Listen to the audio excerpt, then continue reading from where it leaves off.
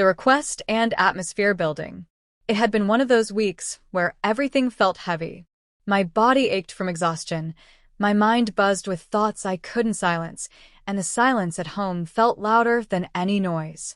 I wanted relief, just something simple to ease the tension building in my shoulders. When I asked for a massage, it was innocent, casual, something I didn't think twice about. After all, what harm could there be in that? The room was quiet, except for the faint hum of music in the background. A soft instrumental tune, slow and calming, floated through the air. The lights were dimmed, just enough to soften the edges of the room and blur everything into comfort. I could smell the faint aroma of lavender oil, sharp yet soothing, filling the space with a calmness I hadn't felt in days. I remember lying face down, my cheek pressed against the pillow. I closed my eyes and exhaled deeply, telling myself this was what I needed. Just rest, just a moment to feel taken care of. The sound of oil being poured into warm hands echoed faintly before I felt the first touch, firm, steady, and surprisingly gentle. At first, it was exactly what I asked for. My shoulders, stiff from hours of tension, softened under each press. The knots in my back seemed to loosen, one by one, as though each touch carried away a fragment of my stress. I sighed quietly, grateful for the release. My mind wandered in those early minutes. I thought about my partner and how we hadn't shared such tenderness in a long while. The distance between us had grown quietly, like a shadow stretching over everything, and moments like this reminded me of what was missing. It wasn't passion I sought that night. It was comfort, warmth, a feeling of being noticed. The hands moved with care, gliding across my back, pausing at places that needed more attention. I listened to the sound of my own breathing, slow and even, syncing with the rhythm of each stroke. I told myself this was nothing more than healing, nothing more than the relief I had asked for. And yet, deep down, there was something unfamiliar about the way my body reacted. A tiny spark of awareness flickered, but I brushed it aside. For now, I wanted to believe in the innocence of this moment, to surrender to the calmness I had long craved. By the time the first 10 minutes had passed, I was completely lost in the sensation of relaxation. My thoughts, my stress, my worries, they all seemed to dissolve into the air. It was only the beginning, but already I sensed this night would not end the way I had imagined. The subtle shift. The massage began to change in ways I couldn't ignore. At first, it was so gradual that I told myself it was only in my head. The hands that had pressed firmly into my shoulders now lingered a little longer, tracing lines across my skin instead of simply kneading.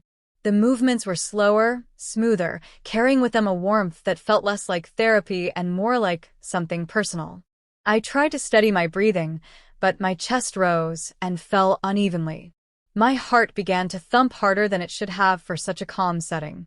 Each stroke seemed to blur the boundary between comfort and intimacy, and I found myself noticing the smallest details, the heat of touch, the glide of oil, the closeness that filled the air.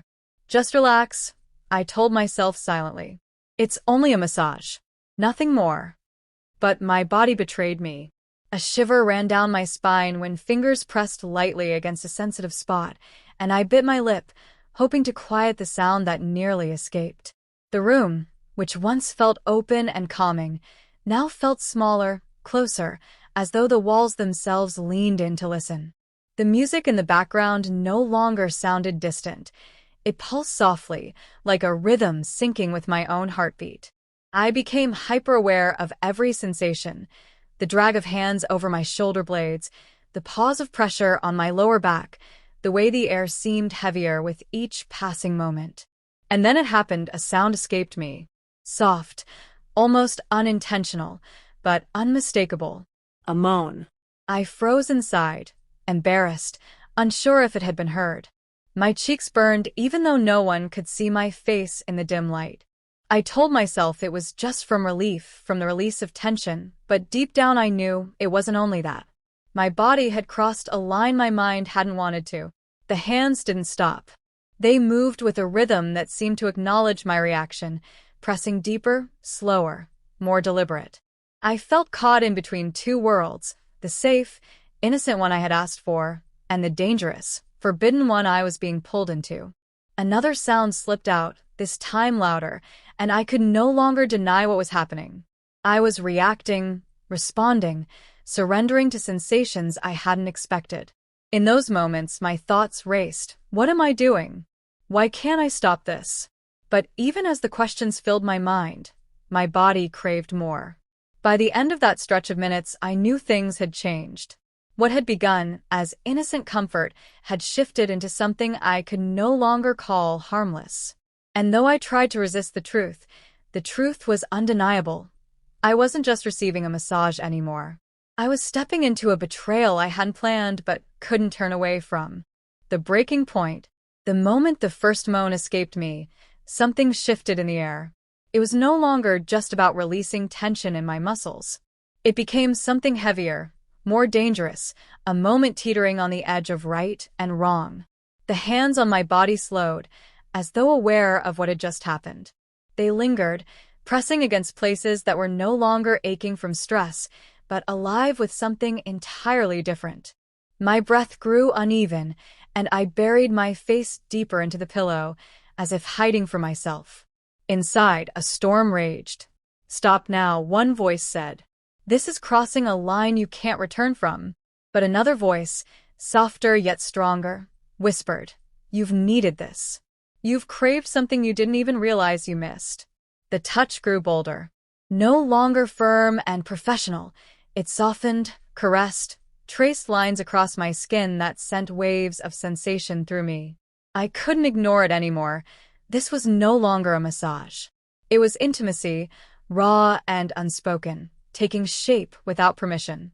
My body trembled, caught between guilt and desire. I thought about my partner, about the promises I had made, but even those thoughts couldn't drown the fire inside me. My body betrayed me again, another moan escaping, louder, trembling with want. The room seemed to shrink even more. The music, once a background detail, became the rhythm of what was happening. My heart pounded so loudly that it echoed in my ears. Every second stretched longer than it should have, every touch amplified beyond reason. And then came the breaking point. The hands that had once soothed now pressed me deeper into vulnerability. I didn't resist. I didn't say no. I surrendered, allowing myself to be carried away by the very thing I had sworn I wouldn't let happen. It wasn't just the physical sensation that overwhelmed me, it was the emotional release. The feeling of being touched, noticed, wanted. The realization of how starved I had been for connection made every moment more powerful, more dangerous. I knew it was wrong. Every second reminded me that this wasn't mine to have, that I was betraying more than just a promise. And yet I stayed. I let it happen. My body's betrayal became my choice. When it was finally over, silence filled the room.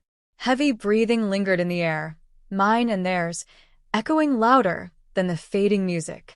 I lay still, my body tingling, my mind spinning, realizing that nothing would ever be the same again. The aftermath. I didn't move at first. My body felt heavy, not from exhaustion, but from the weight of what I had just done. The lavender scent still hung in the air, but it no longer felt calming. It felt suffocating. I stared into the dim light, my mind a swirl of emotions, shame, confusion, guilt, and a strange, haunting satisfaction. My skin still tingled, a cruel reminder of the line I had crossed. I thought about my partner, about how I would look at them after this. How could I smile? How could I act normal, knowing I had betrayed them? The thought pierced deeper than any touch could. This wasn't just about my body, it was about my heart, about loyalty, about everything I thought I stood for. I replayed every moment in my head, trying to find the second I could have stopped it. Was it when the hands first lingered too long? When I first moaned? When my body trembled with desire? At each point, I could have pulled away, said something, ended it. But I hadn't. I let it continue.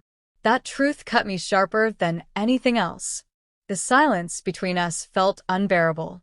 I wanted to say something, but no words came. What could I possibly say? That I hadn't meant for this to happen? that it was only supposed to be a massage? Excuses sounded hollow even before they left my lips. Eventually, I pulled myself up, wrapping a blanket around my shoulders as though it could shield me from my own choices. My chest was heavy, my throat tight. I couldn't look back at the person who had just crossed the line with me. I couldn't even look at myself in that moment. All I could think was how quickly innocence had turned into betrayal. How a simple request for comfort had spiraled into something that would haunt me long after the night ended. The guilt settled deep, but so did the memory of how it felt.